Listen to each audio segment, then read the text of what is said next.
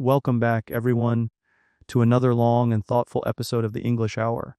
I'm Jacob, and today I'm excited to have a very special guest, Sophia. How are you doing today? I'm doing really well, Jacob. Thank you so much for having me on as a guest. It's quite different being on the other side of the conversation. I know, right? You're usually the host here. It must feel weird to be answering questions instead of asking them. Definitely, but I love a good chat, so I'm ready. Fire away. Let's start simple. What did your morning look like today? Anything special?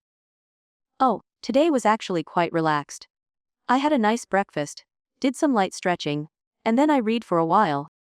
I'm reading a book about habits and how they shape our lives. What about you? That sounds peaceful. I, on the other hand, rushed through breakfast and spilled coffee on my shirt. Typical start to the day for me. Oh no, coffee disasters are so real. Did you have time to change or just went with it? I had to change, of course. I couldn't come here with a giant coffee stain. But that made me think, do you believe in morning routines? Like the idea that the first hour of the day shapes the rest of it? I absolutely do. The first hour is like setting the tone for your mindset. If you start it calmly, with purpose, it reflects in your decisions and interactions later. Do you follow any routine, even if it's chaotic? Honestly, I try, but consistency is hard. I do believe that small rituals, like even just making the bed, can shift your mood. It gives you a sense of control. Yes, that's exactly what the book I'm reading talks about. Atomic Habits by James Clear. Have you read it? I've heard of it but haven't read it yet. Is it worth picking up? Definitely. It breaks down habits into really digestible insights, like how making tiny 1% improvements every day can lead to massive change over time. Super motivating. That reminds me of something someone once told me: small hinges swing big doors. I guess it's the same idea. That's a beautiful way to put it. I love how phrases like that stick with us. Do you have any other favorite quotes? One of my favorites is, "We suffer more often in imagination than in reality." It's by Seneca. Oh, that's a powerful one. And so true. Most of our fears and worries are based on things that haven't even happened. Exactly, I used to be a big overthinker. Still am, but I've gotten better at catching myself when I spiral into what ifs. How do you handle overthinking? For me, journaling helps. When I write down my thoughts, I see how irrational some of them are. Also, breathing exercises calm the body and, in turn, the mind. That's great advice. I've always been curious about your background. Where did your passion for storytelling and speaking come from? Oh wow, that goes way back. As a kid, I was obsessed with fairy tales. I used to read aloud to my stuffed animals, pretending I had a radio show. Then in school, I got into drama and debate. It just grew from there. That's adorable. A little Sophia with a pretend mic. So your path was pretty clear from early on. In some ways, yes. But I also had detours. I studied psychology in university, thinking I might become a therapist. But then I realized communication was my true love. Psychology and communication actually go hand in hand, don't they? Understanding people, how they think, and then being able to express or connect with them. Exactly. That's why I think emotional intelligence is just as important as academic intelligence. Maybe even more. Let's dive into that. Emotional intelligence, do you think it can be taught? Or is it something we're born with? Great question. I think we're born with the capacity, but it absolutely can be nurtured. Through awareness, feedback, and practice. Like learning to recognize your emotions and others. Yes, and knowing how to manage them. For example, not snapping at someone when you're stressed. Instead, being able to say, "I'm feeling overwhelmed right now. Can we talk later?" That's such a mature way to handle things. But I think many of us learn the hard way through mistakes and regret. True. But that's how growth happens. If we never messed up, we'd never learn. I wish schools taught this stuff more. Like, instead of just algebra and history, why not teach kids how to handle rejection or build healthy relationships? I agree completely. Life skills like communication, empathy, financial literacy, those should be core subjects. Speaking of finances, what's your take on the whole money doesn't buy happiness idea? Ah, the classic debate. I think money can buy comfort, which contributes to happiness. But beyond a certain point, it's not about how much you have, it's about how you use it. Right. Like spending it on experiences, helping others, or freeing up your time. Exactly. Time is our most precious currency. If money can buy you time to do what you love, that's a worthwhile investment.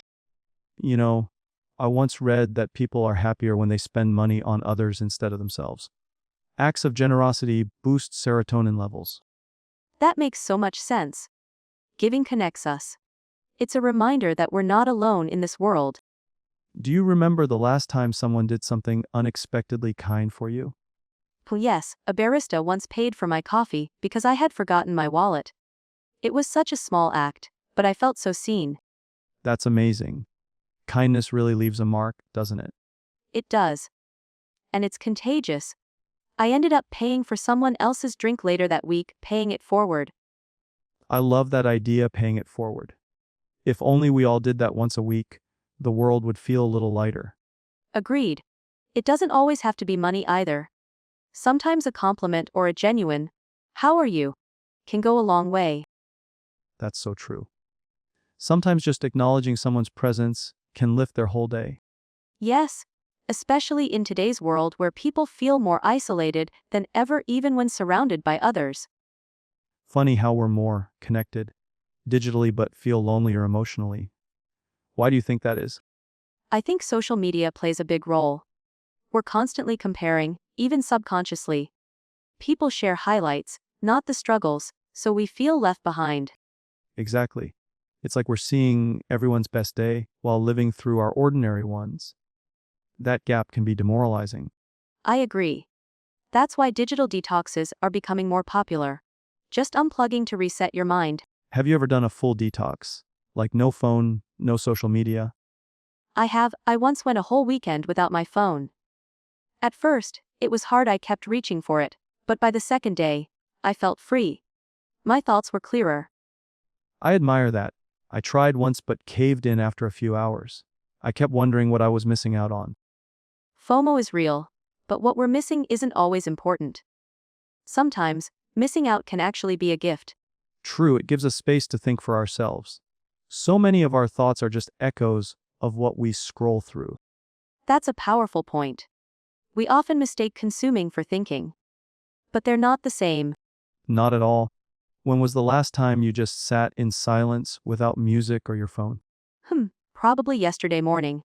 I like to start my day with 10 minutes of silence. Just sitting with a cup of tea, listening to birds or the wind. That sound should try that. Maybe silence is underrated. It is. We're so used to filling every moment with noise.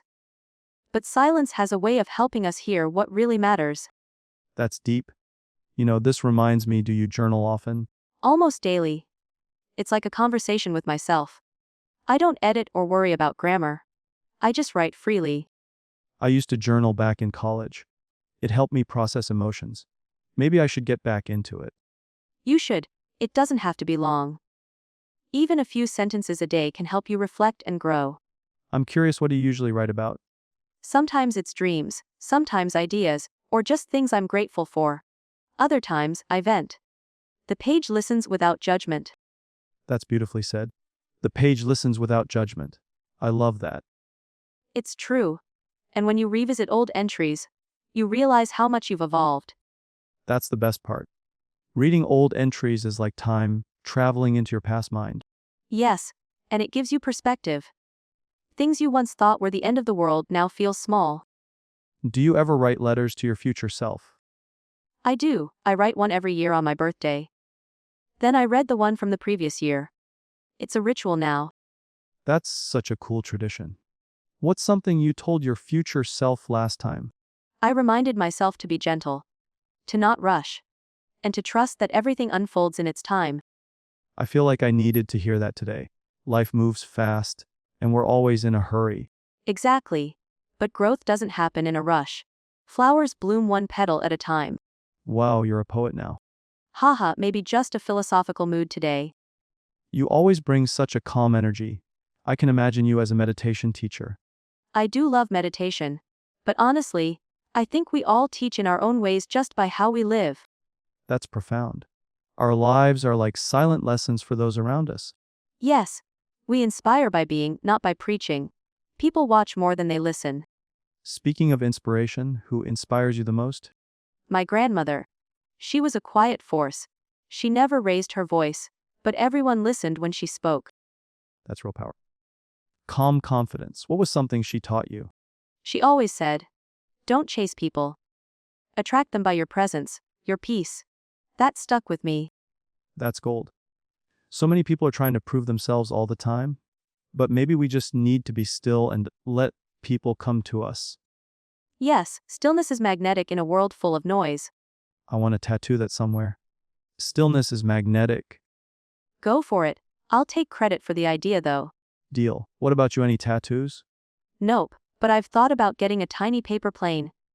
It reminds me to stay curious and adventurous. That's beautiful. What's something you've always wanted to do, but haven't yet? Travel alone. Like really alone, backpack through Europe, meet strangers, stay in hostels. You'd be great at that. I've done a few solo trips, they're life-changing. I can imagine. Being alone with your thoughts, finding your way in new cities, it must teach you so much. It does. You learn how capable you are, and you discover parts of yourself that routine hides. I love that. Maybe this year I'll finally go. Even if it's just a weekend somewhere quiet. Start small, a solo day trip even, just you and a good playlist. Or no playlist, just silence, remember. Speaking of discovering parts of yourself, do you believe we're always becoming? Or do you think we have a fixed core? Wow, getting philosophical again. I think we have a core like a seed. But what grows out of it depends on life, choices, and mindset. That's such a balanced view. So the core stays, but we shape it. Exactly. Like clay around a gem, life molds us, but that inner sparkle is always there. That's a beautiful image. And I agree. We're constantly evolving, but there's a thread of identity running through it all. Sometimes that thread gets tangled, though. Yes, and that's okay. Untangling is part of the journey too. I love that. I feel like we're in therapy now. Ha, I should start charging by the hour. All right, fine, I'll pay you in coffee and compliments. Deal. But only if it's a cappuccino and genuine compliments. Done. So here's a genuine one. You have a gift for making complex thoughts sound peaceful. That's a really sweet thing to say. Thank you. I think that comes from listening deeply. You are definitely a good listener. Do you ever feel drained by it, though, like constantly being the person others open up to? I do, sometimes. It's a blessing, but also a responsibility. I've learned I need to recharge by being alone afterward. That makes sense. Being the safe space for people can be beautiful, but also emotionally taxing. Yes, especially when people mistake kindness for unlimited energy. Boundaries are essential. You're right. Saying no can feel harsh, but it's really a form of self-respect. Exactly. And saying yes to everything often means saying no to yourself. That hit hard. I've definitely burned out from people pleasing. Most of us have. The irony is, we think we're helping others, but we end up showing up as a lesser version of ourselves. I've noticed that too. When I'm stretched thin, I'm more reactive, less present. That's the thing, rest isn't a reward. It's a requirement. I'm putting that on a sticky note above my desk. Rest isn't a reward. Please do. And while you're at it, remind yourself to breathe deeply too. I've started doing breathing exercises before meetings. It actually makes a huge difference. That's awesome. Breath anchors you. It's like your body's way of whispering, "You're okay." That's such a comforting thought. It's easy to forget the power of something so simple. The simplest things often hold the most wisdom: breath, silence, kindness. Speaking of kindness, what's the kindest thing someone has ever done for you? Oh, that's tough. One memory comes to mind. I was having a terrible day in college, just overwhelmed, and my roommate made me a cup of tea. Left it by my door with a note that said, "You don't have to be strong today." Wow, I felt that. That's so gentle yet powerful. It really was. It reminded me that being human is okay. We need more of that message. Less perfection, more permission to be real. Yes, I always say vulnerability isn't weakness, it's honesty. I totally agree. But being vulnerable takes courage, doesn't it? So much. Especially in a world that rewards masks and highlight reels. Yeah, people post their wins but not their worries. Exactly. But real connection happens in the honest moments. That's probably why I enjoy long conversations like this. They go beyond surface level. Me too, depth over decoration, always. That should be on a t-shirt. Haha. Or a tattoo next to your stillness is magnetic. Quote. I'm gonna run out of space at this rate. Just tattoo the whole podcast transcript. Honestly, not a bad idea. It's therapy on paper. It really is. Speaking of which, have you ever been to therapy? Yeah, a few years ago. Best decision I ever made. Helped me untangle a lot of things. I love that. I think therapy should be as normal as going to the dentist. We check our teeth but not our thoughts. Wild. Mental hygiene is real. Journaling, talking, resting, it all matters. I feel like if more people took care of their inner world, the outer world would be less chaotic. Yes, inner peace reflects in outer behavior. You ever notice how people who are truly at peace don't need to prove anything? Yes, they walk into a room and you can just feel it. No ego, just presence. That kind of presence is rare and magnetic. Like you said earlier, Exactly. It's not about doing more. It's about being more aware of how you're being. that line's going on my wall too. I should start charging for quotes now. You'd make a fortune. All right, switching gears a bit. What's a belief you held 5 years ago that's completely changed? I used to think that life had to follow a specific timeline: graduate by this age, marry by that age. I've let that go. That's huge. Society really pushes the milestones idea hard. But when you realize there's no one size fits all timeline, it's freeing. Totally. I used to panic when friends were buying houses and I was still renting. And now, Now I care more about fulfillment than comparison. If I'm growing, I'm good. that's a mature shift. Comparison is such a thief of joy. It really is. It makes you ignore your own blessings. I like to remind myself. Don't compare your beginning to someone else's middle. That's gold. Can I steal that? Of course, I stole it from someone wiser anyway. That's how wisdom works. We pass it on. Exactly. Like light from one candle to another. You're on fire with these metaphors today. Must be the cappuccino you promised. Remind me to actually get you one after this. I won't let you forget. Especially after 3 hours of deep talk. Okay, let's shift gears again. What's something silly or small that brings you a surprising amount of joy? Honestly, blowing bubbles, like the kind kids play with. No way, you actually sit there and blow bubbles. Yes, there's something so pure about it. It instantly lifts my mood. That's adorable. I can totally picture you just giggling at a floating bubble. I do, and sometimes I chase them, no shame. I love that. Mine's probably dancing while cooking. It's like my own little concert in the kitchen. Oh, that's the best. Do you use a wooden spoon as a microphone? Always, and sometimes I do air guitar with a spatula. That's a whole vibe. What's your go-to kitchen dance track? Bruno Mars, Uptown Funk. I cannot move when that plays. Classic. Mine is probably something like Whitney Houston or anything disco. Got good taste. All right, serious question, pancakes or waffles? Oh no. That's a hard one. I'd say pancakes. But only if they're fluffy and served with berries. Respect. I'm team waffles though, the little syrup pockets.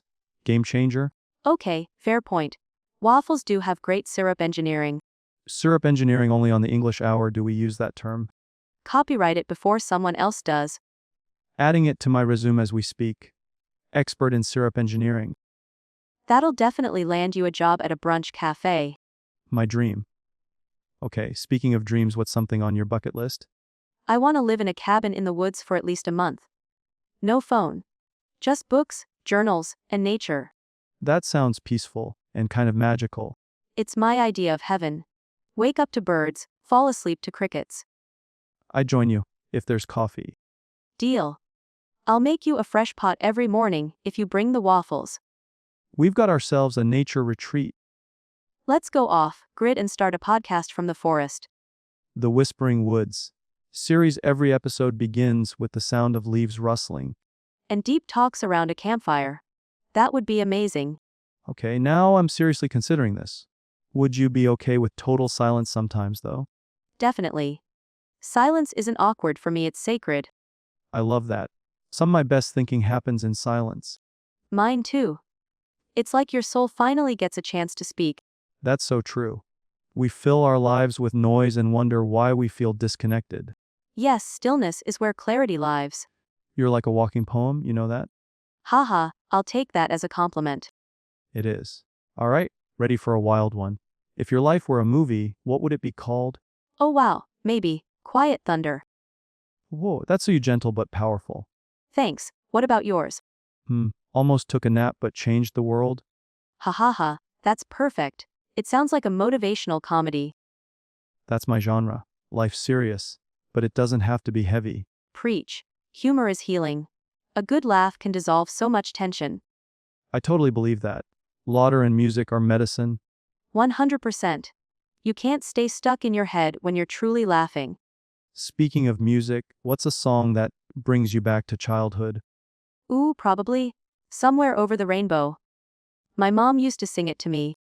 That's beautiful. Songs from childhood are like emotional time machines. Yes, you hear just one note, and suddenly you're back in a warm kitchen, or sitting in the back seat of the car. Mine's Sweet Child O' Mine. My dad played it on road trips. That's such a good one. Those memories stay with us forever. They really do. It's wild how deeply sound can root itself into emotion. That's why I'm so careful with what I listen to. Music shapes moods. True. There are songs that get me through tough days, and others that hype me up before a big event. Music is like emotional armor and also therapy. You know what's another form of therapy? Talking like this. I couldn't agree more. Honest conversation heals so much. It's like we're giving language to things people feel, but don't say. Exactly. When words find the feeling, it's like a weight lifts.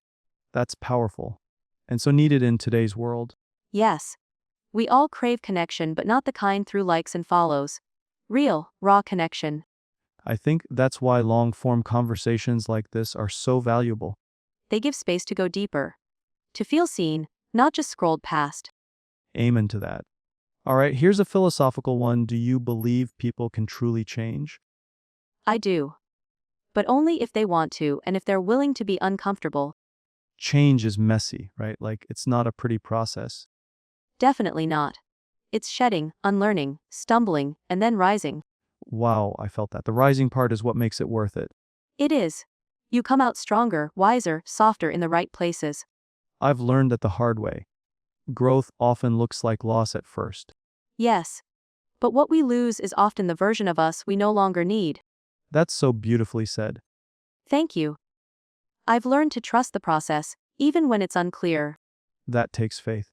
And a lot of inner strength. It does. But once you've walked through darkness and survived, you don't fear it as much the next time. You become the light. Exactly. You stop searching for it and start being it. All right, Sophia, here's a scenario. You meet your 10-year-old self today. What do you say to her? Oh wow. I think I'd kneel down, smile, and say, "You're more magical than you know. Don't let anyone convince you otherwise." That gave me chills. She would have loved that. I think she would have hugged me and whispered, "Thank you for not giving up." That's powerful. I think I'd tell little Jacob, it's okay to be different. One day that'll be your superpower. I love that. Being different means you see the world in your own colors. Exactly. And when you're a kid, you think you need to fit in to survive. But as adults, we thrive by standing out. Yes, it's like a full circle revelation. So true. And speaking of standing out, here's a fun one. If you could invent a holiday, what would it celebrate? Ooh. I'd invent Global Nap Day. Everyone must stop whatever they're doing and nap for at least 1 hour. That is brilliant. Productivity would actually go up the next day. I believe it. What about you? What's your made-up holiday? I'd create Soul Day. One full day where nobody works or scrolls. Just art, music, journaling, and being with nature. That sounds healing, like a spa day for the soul. Exactly. I think we'd all come out lighter, more grounded. the world would be a better place. For real. I think so too. Okay. Next question. What's a fear you've faced and grown from? I used to be terrified of public speaking. Like heart racing, sweaty palms, total blackout fear. Really? You're so good at it now. Thanks. It took practice and bombing a few times, but now I love it. It's like I get to connect with people in real time. That's so inspiring. I had the same fear, actually. But for me, it was more about being vulnerable in front of others. Yeah, like letting people see the real you. Exactly. But once I realized that authenticity creates deeper connection, I stopped hiding so much. That's such a huge shift. I think people can feel when someone's being real. They definitely can.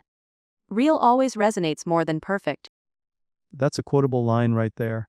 We need to put that on a mug. Haha, yes, with your syrup engineering logo on the other side. Perfect combo. All right, another deep one. What does home mean to you? Wow, home. To me is a feeling, it's not a place. It's where I feel safe enough to exhale fully. That's beautiful. Like when you can finally take the armor off. Exactly, and sometimes home is a person, or even a song. I relate to that. There are certain voices and smells that instantly feel like home. Yes, like the scent of cinnamon or the sound of a certain laugh. It's amazing how sensory memories hold so much emotion. They're like anchors in a chaotic world. Anchors. That's a perfect word for it. Thank you. I think we all carry pieces of home inside us, even when we're far away from it. That's why I love these conversations. They remind me of who I am beneath the noise. Same here, it's like soul calibration. That's a phrase I'm stealing. Please do. We all need regular soul calibration, just like we tune instruments. Okay, next one's kind of silly, but also revealing. What's something most people love that you just don't get? Haha, okay, don't come for me, but boba tea. No, that's a hot take. I know, I've tried it so many times, but the texture of the tapioca pearls weirds me out. All right, I get it. They're like chewy surprises, and not everyone's into that. Exactly. It feels like I'm drinking marbles. Fair enough. Mine might be reality TV. I just don't enjoy watching people argue. Totally valid. It feels like emotional junk food sometimes. Yes, like it fills the time but leaves you empty. That's why I gravitate towards slower shows. Things with quiet beauty and depth. Me too. Like nature documentaries or shows about art. Those nourish the soul. It's the visual equivalent of a warm hug. Okay, follow up on what's something you love that most people find weird. I really enjoy the sound of thunderstorms. Like, I'll sit by the window and just listen. That's not weird at all. That's amazing. Thank you. I think it reminds me that chaos can still be beautiful. Whoa. I never thought of it like that. But yeah, it's nature's drama, and we're just watching from a safe seat.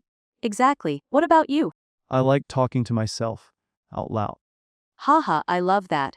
It's actually super healthy, like verbal processing. Right? I give myself pep talks, narrate my actions. It's like I'm my own coach and documentary narrator. Here we see Jacob entering the kitchen, unsure if he's hungry or just bored. I opens the fridge for the fourth time. Still nothing new has appeared. Ha ha ha, that's gold. I think we all do it, but few admit it. Well, I'm all about normalizing the weird stuff. As you should. The weird stuff is where the magic hides. All right, let's talk about imagination for a second. When you were a kid, what kind of imaginary world did you create? Oh, I had this whole kingdom where I was a forest queen, who could talk to animals and control the wind. It was so vivid in my mind. I used to write stories about it. That sounds like a full-blown fantasy novel. Did you draw maps or make up languages? Yes, I had a whole notebook with treehouse layouts, secret tunnels, and even coded writing only I could read. That's amazing. I think that kind of deep imagination is where creativity starts. Totally. What about you? Did little Jacob have a secret world? I did. I imagined I was a time traveler. I'd jump between eras and fix historical problems, like a mix of scientist and superhero. I love that. Did you ever vent gadgets for your missions? Oh yeah, I had a backpack full of imaginary tools, time keys, invisible cloaks, memory erasers, the works. That sounds like the coolest movie ever. you still carry some of that imagination today. I can tell. Definitely. I think it's part of what helps me enjoy storytelling, podcasting, and even just making people laugh. It's like you never really stopped being that time traveler. That might be the nicest thing anyone said to me today. Thank you. You're welcome. Now that we're in the realm of creativity, let me ask, what does creativity feel like to you? Hum. It feels like electricity mixed with freedom. Like, when the ideas are flowing, it's like I'm riding a wave, and I don't want to get off. That's such a good description. For me, it's more like connecting dots in the dark, and suddenly the lights come on. Oh, wow. That's beautiful.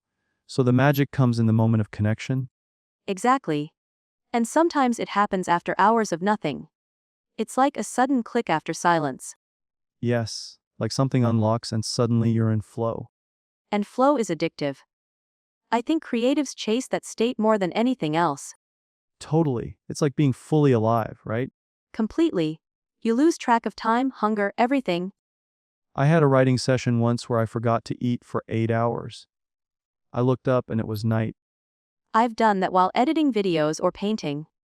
It's like time dissolves. That's when you know you're aligned with what you're meant to do. Speaking of that, do you think everyone has a purpose? I do. But I think purpose evolves. Like, it's not one static thing, it changes as we grow. Yes, I used to think purpose was a job title. Now I think it's more about how we show up in the world. Purpose can be making people laugh, or listening deeply, or raising kind kids. It's often quieter than we think. Sometimes purpose is just being the person who brings calm into a chaotic room. That's powerful. And it means that everyone matters, no matter what their job or title is. Absolutely. We often chase something big, when sometimes purpose is hidden in the small, repeated acts of love. Okay, I need to write that down. You're dropping wisdom bombs today. Haha, I'm just speaking from the heart. These convos always bring that out in me. Same here. All right, here's one I love to ask. What's a tiny moment that changed your life? Ooh, ooh. Okay, once I was in a bookstore, feeling completely lost in life, and a stranger handed me a book and said, "This helped me. Maybe it'll help you too." Whoa, did it help? It did. The book was all about surrender and starting over. It helped me forgive myself and move forward. That gives me goosebumps. Isn't it wild how one small gesture from a stranger can redirect everything? It really is. What about you? Any small moment that changed your course? Yes. I was walking out of a job interview I thought I bombed, and the receptionist smiled at me and said, "I hope they see what I just saw." Oh my gosh, that is so touching.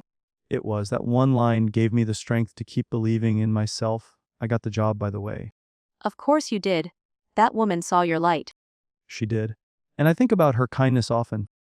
It just proves that we never know how deeply our words can affect someone. Exactly. Every word we choose is an opportunity to build or break. Which is why being intentional with kindness is so important. Absolutely.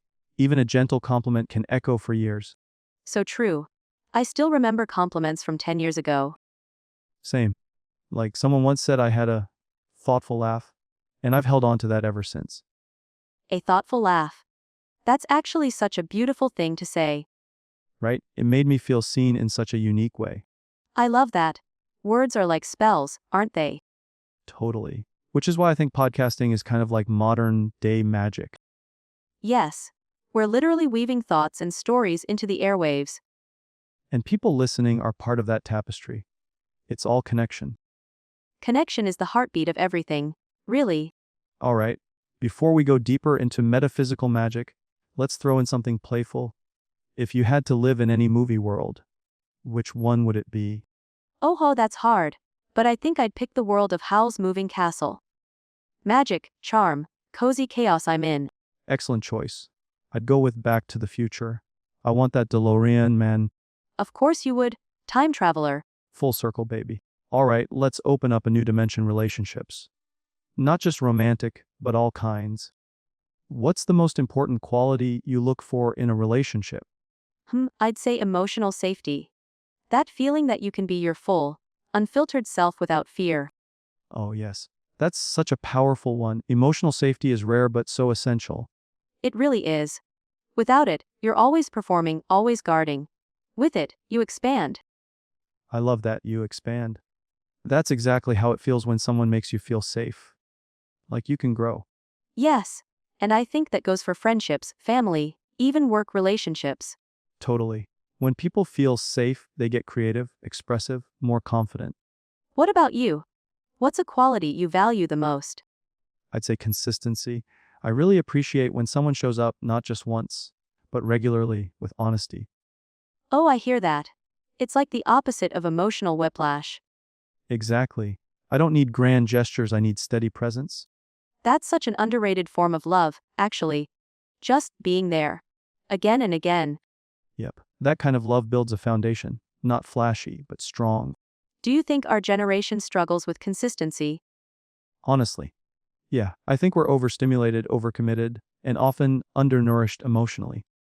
That's such a good way to put it. We're running on fumes sometimes, emotionally speaking. And social media doesn't help. We see highlight reels, not the real stuff. Yes, we compare our full lives to someone's best 2 seconds. It messes with our expectations in relationships, especially. Totally. We start thinking love should look like a movie montage, instead of a quiet cup of tea and checking in. Exactly. Real love is in the pauses, in the quiet spaces where you just exist together. That should be a poem. Real love is in the pauses. Let's write that later. But for now, here's a curveball. Do you believe in soulmates? Oh, big question. Honestly, I believe in soul connections. Not just one. I think we meet different souls who awaken different parts of us. That's a beautiful way to put it. Like different people are mirrors for different versions of us. Exactly. Some show you who you are, others who you could be, and some who you don't want to be again. Oof, that last one hit home. We've all had those. But even those connections are teachers, right? 100%. Sometimes pain is the fastest teacher. And the most memorable. But I do believe that some connections feel ancient. Like you've known them across lifetimes. Yes, there are people you meet and something in you just relaxes, like, oh, there you are. I love when that happens. It feels like the universe winking at you. That's such a cool image. Like a cosmic inside joke. Exactly. Okay, your turn to ask something wild. All right, let's go wildy. If you could see one truth about your future, but only one, what would you choose to know?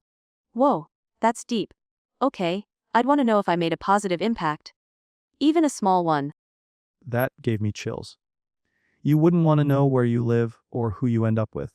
Nope. Just that I helped someone. That I mattered. That's so pure. I think I'd want to know if I stayed true to myself. That's a good one too. Because it's easy to lose yourself along the way. It really is. Between expectations and distractions, staying authentic is a constant practice. It's like a muscle you have to keep flexing. Totally. And some days you're strong, some days you're not, but you show up anyway. That's the key. Show up. Keep choosing your truth. Speaking of truth, let's go there. What's one truth you've learned the hard way? I've learned that not everyone you lose is a loss. Oh wow, say more about that.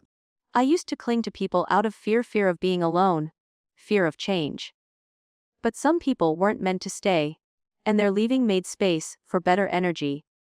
That resonates. I've had friendships end that, in hindsight, were never healthy. Exactly. It's like clearing the garden to let new things grow. Beautifully said. For me, a hard truth I learned is that healing doesn't mean you won't hurt again. Oof, that one's real. We think healing is a finish line, but really, it's a rhythm. Yes, like a dance between understanding and feeling. And sometimes, even after healing, the scar still aches in certain weather. Wow, you always find the perfect metaphor. I guess I'm just talking from experience. Life teaches us whether we're ready or not. Amen to that. All right, let's flip the energy a bit. Quick fire round. Let's go, I'm ready. Sunrise or sunset? Sunset, golden, dreamy, poetic. Coffee or Tea with honey, always. city or countryside? Countryside with a good fi signal. Haha, good answer. Dogs or cats? Dogs, but I respect the cat kingdom. Book or movie? Book first, then movie to complain about what they left out. Haha. Okay, last one. Rain or sunshine? Rain, with a warm blanket and music. That's a mood. You passed with poetic colors. Haha, what about you? Hit me with your answers. Sunrise, coffee, city heart with countryside soul, dog person, book guy, and I secretly love a good thunderstorm. I knew we were podcast soulmates. No doubt about it, this connection. Timeless. Let's tap into childhood memories now. What's one moment from your early years that still feels vivid today? Oh wow. Okay. I remember this one rainy afternoon when I was maybe 7. I was sitting by the window with a stack of picture books, and my grandmother brought me hot chocolate. She didn't say anything, just sat next to me and started humming. That memory is like a warm blanket in my heart. That's beautiful. It's amazing how it's not always the big events we remember, it's the small, quiet gestures. Exactly. That moment felt so safe, so full of love, and nothing dramatic even happened. Mine's kind of similar. I remember riding my bike for the first time without training wheels.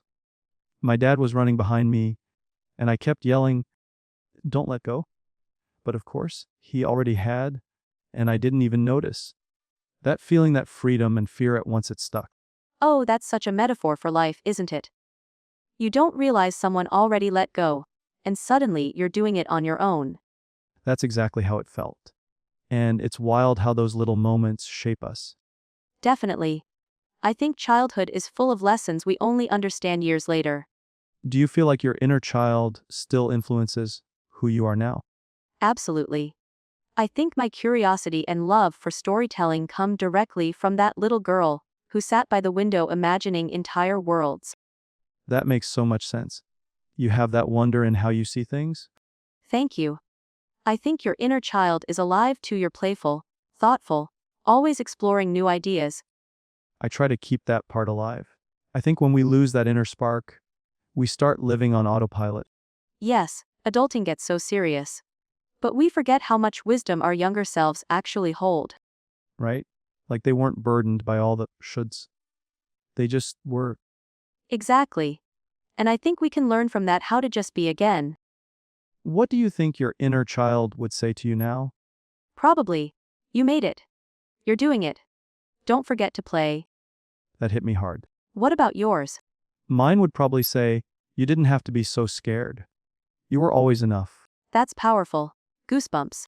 Yes, sometimes I wish I could go back and give him a hug. Same. But I think when we care for our inner child now, in small ways, it still heals the past. Totally. Even coloring or dancing alone or rewatching old cartoons, it counts. I love that. Giving ourselves permission to be joyful without a reason. That's the best kind of therapy. Pure, unfiltered joy. Okay, let's shift gears a little. Travel. Favorite place you've ever visited? Easy one, Kyoto, Japan. It was like stepping into a painting. The temples, the silence, the cherry blossoms, it was magical. That sounds dreamy. I've always wanted to go to Japan. You'd love it. It has this balance of ancient peace and futuristic energy. My favorite trip so far was to Iceland. The landscapes felt like another planet. Waterfalls, glaciers, black sand beaches, it was surreal. Iceland is on my bucket list. Did you see the Northern Lights? I did. And I cried. It was one of those moments that made me feel tiny and infinite all at once. Oh wow. That kind of beauty just shakes something in your soul. It really does. Nature has a way of reminding us how much wonder exists outside our routines. Totally.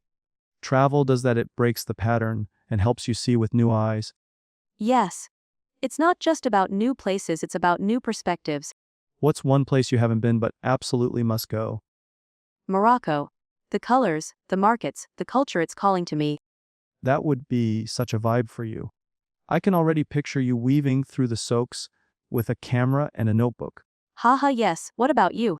I really want to go to Patagonia. The mountains, the lakes, it just feels epic. Oh my gosh. That would be incredible. You'd come back with poems carved into your soul. Haha, that's the goal. Travel should make you feel like a different version of yourself came back. I love that. The kind of version that sees beauty in places you didn't notice before. Even in your own city, your own morning coffee. Travel really reminds us that the world is vast and so are we. Wow. That line needs to be on a journal. The world is vast, and so are we. Let's go, write a travel book, Jacob. I'm so down. Adventures and soul talks in every chapter. I think we just found our next big project. Okay, Sophia, this has been such a beautiful ride. From inner child stories to dream travels, I feel like we've covered so many soulful corners today. Me too, Jacob. It's like we traveled the world, and also went inward at the same time. Exactly. And that's the magic of conversations like this. It's not just words, it's connection. And hopefully, for anyone listening, it feels like they're sitting here with us, sipping tea, nodding along, maybe even reflecting on their own moments. I think that's the power of authentic talk. It doesn't just stay between two people, it reaches hearts. Couldn't agree more. And I love how the English Hour creates this safe space for people to learn, feel, and grow all at once. That's the dream, English learning mixed with real life emotion and thought. It's more than grammar and vocabulary, it's storytelling. Yes, and I hope those listening feel inspired to have deeper conversations in their own lives too. Absolutely. Whether it's with friends, family, or even just journaling, there's something powerful in expressing ourselves. And listening with presence and heart. Sophia, thank you for joining me today. You brought so much depth, wisdom, and soul to this episode. Thank you, Jacob. Hosting me today was such a joy. I already can't wait for our next chat. Me too. And to our amazing listeners, thank you for being with us. If this conversation touched you, made you think, or helped you practice your English, don't forget to like, share, and subscribe to the English Hour. And leave a comment. We'd love to hear your favorite part of the episode, or a memory from your own childhood. Until next time, keep learning, keep growing, and never stop exploring the stories inside you. See you all in the next one.